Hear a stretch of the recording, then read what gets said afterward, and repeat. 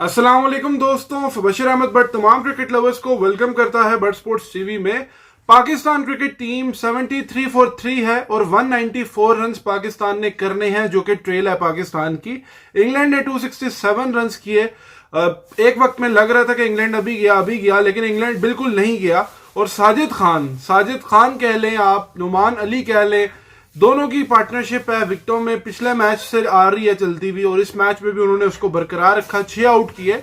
और इंग्लैंड या जो भी टीम होती, अगर पाकिस्तान होती, उसने टॉस जीतना था तो बैटिंग ही पहले करनी थी, क्योंकि विकेट इस तरह की उनको पता बन रही है, स्पिनर खिला रहे हैं, चीजें हो रही हैं। लेकिन स्टार्ट अच्छा था इंग्लैंड का। Jack Crawley once again throw कर गया विकेट अपनी 29 रन के ऊपर, मार के गया शॉर्ट पॉइंट पे, वो कैच आउट होके गया। उसके अलावा इनका स्टार्ट अच्छा था, बुरा नहीं था। 50 plus run without any wicket. Slow जरूर थे, टर्न जरूर था, स्लो ब्रेक था, बॉल नया था, बाइट जरूर थी। ओली पोप सेम वे में स्वीप मार रहा है कस कस के, कोई उसको पता नहीं है, सर पैर नहीं है, परफॉर्मेंस जीरो है। इसकी इंग्लैंड से उठा के देख लो 100 है, लेकिन यहां की विकेटों पे परफॉर्मेंस बिल्कुल निल है। बैन डकेट एज यूजुअल जिस तरह से वो करता है, प्रेशर डालता है, निकल के भी शॉट मार रहा है, जो कि उसका शॉट नहीं है, स्क्वायर ऑफ द विकेट खेलता है, लेकिन यूजुअली जिस तरह खेलता है उस अंदाज से थोड़ा हट के खेला, लेकिन कमाल खेला। 50 रन उसने किए और लग रहा था कि इंग्लैंड जो है ना वो मतलब रन्स करेगा, ज्यादा रन्स करेगा, लेकिन कलैप्स जो रूट जिस तरह बैकफुट पे ट्रैप हुआ, माइंड पे, उनके साइकी पे बहुत ज्यादा ये मैटर कर रहा था। और Sajid Khan full on song, जिस तरह हैरी ब्रूक्स को उसने आउट किया, जो रूट को किया। हैरी ब्रूक्स भी एक बाहर जाती, जो अंदर आ रही थी बॉल, बाहर जाके पैड, उसने कहा अगर लगी भी तो बच जाऊंगा, लाइन पे पैडों का चांस नहीं होगा, लेकिन बहुत जल्दी में थे नजर आए इंग्लैंड के बैट्समैन। हालांकि नई बॉल होने के, जब पुरानी हुई है तो इतनी मुश्किल विकेट जो है, टर्न जरूर था, स्लो ब्रेक था, और आउट होते गए आई थिंक विकेटें थ्रो की। और पहले सेशन में पाकिस्तान ने रन्स तो खाए 4 के करीब की इकोनॉमी के, लेकिन 5 आउट पाकिस्तान ने की। और उस सेशन के बाद जिस तरह फिर बेन स्टोक्स को आउट किया, लग रहा था कि बस गया, अभी इंग्लैंड गया, 160 पे तो गया। मैंने पक्का सोचा हुआ था 160 70, हार्डली 180।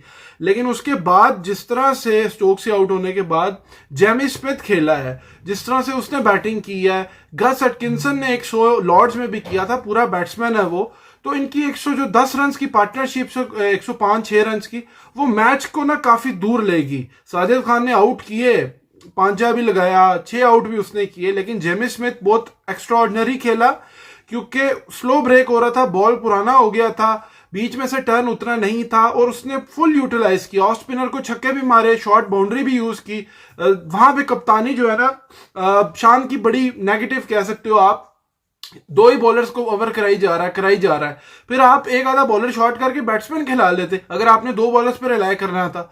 वहां पे जाहिद के ओवर कम हुए, वहां पे आमिर जमाल को लाना था, शायद आपका एक आधा बॉल लो रहता, लेकिन नहीं लेके आया शान, जो कि उसकी गलती थी। और ये तो लकी रहा पाकिस्तान के, जेमी स्मिथ आउट हो गया, नहीं तो ये 300 सवा 300 330 40 रन करके जाने थे। और अगर शुरू में आउट ना होते, ये 400 रन पक्के करके जाते। लेकिन वो पार्टनरशिप जो है ब्रेक हुई, नुमान ने भी आउट किए, की विकेट वहां जाहिद ने ली। और साजिद खान के क्या ही कहने, साजिद खान जो है ना इस टाइम, वो उसकी जो परवाज है ना वो ऊपर जा रहा है।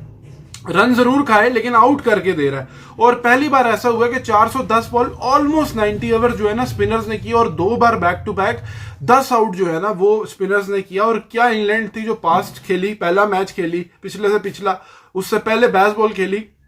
यहाँ पे बेसबॉल जो है साइकी पे भी चढ़ गया, और विकेट भी इतनी सपोर्ट नहीं है, इतनी खुली शॉटें आपको नहीं देती हैं।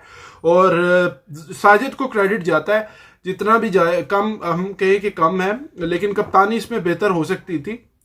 शान को थोड़ा सा और देखना पड़ेगा।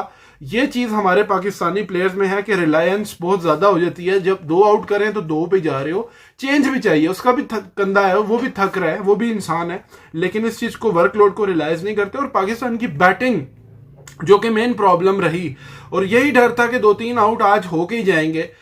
शुरू में चांस मिला, गलत डिसीजन दे रहा था एम्पायर, साइम का 2 बार गलत आउट दिया, लेकिन बचा।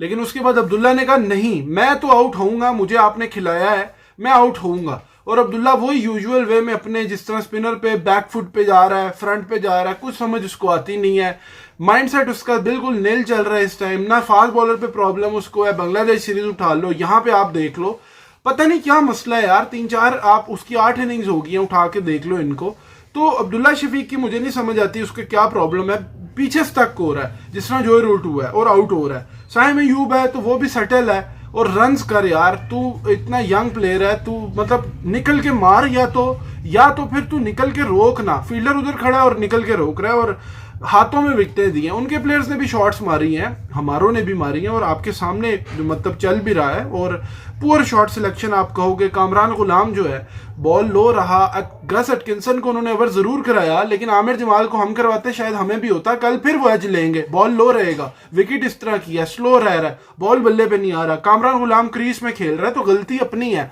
बैट्समैन की। उनके भी बैट्समैन जो है आप उठा लो, क्रॉली, डकेट, शकेट, ये डकेट अनलकी रहा, लेकिन रूट और बाकी जो है ब्रूक्स हो गया, ओली पोप्स हो गया, तो इसी तरह पाकिस्तानी बैट्समैन ने भी जो है ना गलत शॉटें मारी। अब स्पिनर्स की एक आउट है, पाकिस्तान 73 for 3 है। यहां से पाकिस्तान जो है, चांस यही है कि आपको लीड लेनी पड़ेगी कुछ ना कुछ, 50-70 रन की लीड भी लेते हो ना तो आपके पास एक चांस होगा। पाकिस्तान लीड में ना गया तो बहुत मुश्किल होगी, और अगर इसके अंदर आउट हो गया, ये जो 194 है, फिर तो जीतना जो है ना बहुत ही मुश्किल है। ये विकेट आपको अलाउ नहीं करेगी, ये भी आप बात जो है ना लिख के रख लो, क्योंकि विकेट जो है ना मुश्किल, इस तरह की विकेटें इजी नहीं होती। और साजिद खान ने तारीफ की, उसने कहा नॉर्मली इस तरह की पिचेस नहीं होती पिंडी की, लेकिन new selection committee Aqib Javed को क्रेडिट जाता है कि जिस तरह से उन्होंने विकेटें जो है इसका बिहेवियर किया, ठीक है, लेकिन एटलीस्ट दे आर ट्राइंग। और गिलेस्पी खासा नाखुश नजर आ रहा है, उसने भी बात की स्काई स्पोर्ट्स से, और उसने कहा कि पीसीबी जो है ना, मीडिया और फॉर्मर प्लेयर्स जो है ना वो इमोशंस के थ्रू चलते हैं, करंट परफॉर्मेंस को देखते हैं, और मेरे लिए भी एक लर्निंग है नए एनवायरनमेंट में। ऑब्वियसली उसकी जो है ना एक जो उसका होल्ड था वो डिस्ट्रीब्यूट हो गया है। पहले उसको कहा गया कि आप ही सब कुछ हो, माई दाता माई बाप आप हो, लेकिन अब वो आकिब जावेद आ गया, उसने कहा मेरे होते हुए 3 सिलेक्टर जो है ना चेंज हो गए हैं, और यूट्यूब पे भी लोग बैठ के, सोशल मीडिया पे भी यहाँ पे काफ़ी एक ट्रेंड है, चीज़ें हैं, लेकिन उसमें जो है ना लोगों का अपना ओपिनियन है। लेकिन ये है कि मैं एवरीथिंग नोटिस कर रहा हूँ, और पॉजिटिव फीडबैक भी मिलता है फॉर्मर प्लेयर्स का, और पब्लिक वॉइस और ये सारी चीज़ें जो है ना यहाँ पे जो है ना चलती हैं, उनको काफ़ी लोग भी देखते हैं, फॉलो करते हैं, और लॉन्ग वे जो है ना उसका ऑपोजिट इफेक्ट भी जो है ना होता है टीम पे, क्रिटिसिज्म का, चीज़ों का। और उन्होंने कहा कि जी तीसरा सिलेक्शन पैनल है, जब से मैं आया हूँ चेंजेस हुई हैं, पहले आकिब अब आया, उससे पहले यूसुफ था, उससे पहले वहाब था, तो आप अंदाज़ा कर लो किस तरह से चेंजेस, कितनी जल्दी चेंजेस हो रही हैं। ये बात उसकी ठीक है, और कहता मैं क्लैरिटी जो है ना उसके ऊपर बिलीव रखता हूँ, और हमेशा जो है ना आस्क करता हूँ क्लैरिटी के लिए, और जो कि इंपॉर्टेंट है एज अ हेड कोच। और सब ये मुझे पता है कि पाकिस्तान क्रिकेट को बेहतर करने के लिए जो है ना सब उस पर काम कर रहे हैं, लेकिन ऑफेंडेड वो हुआ है, ऑफेंड वो जरूर हुआ है उससे, कि उसकी जो एक होल्ड था, आपने एकदम ला के आकिब को उसके सर पे चीजें, उसका होल्ड खत्म हो गया। वो कहता है मैं स्ट्रेटेजिस्ट हूँ, चीजें हैं, और उसने कहा कि when I came on the board with Pakistan cricket I was told there was a long term plan and that we needed to make sure that our communication is spot on. I made that a real focus so you can get frustrated if those things aren't done. How would you like? Communication is something that I would like to continue to help improve Pakistan cricket.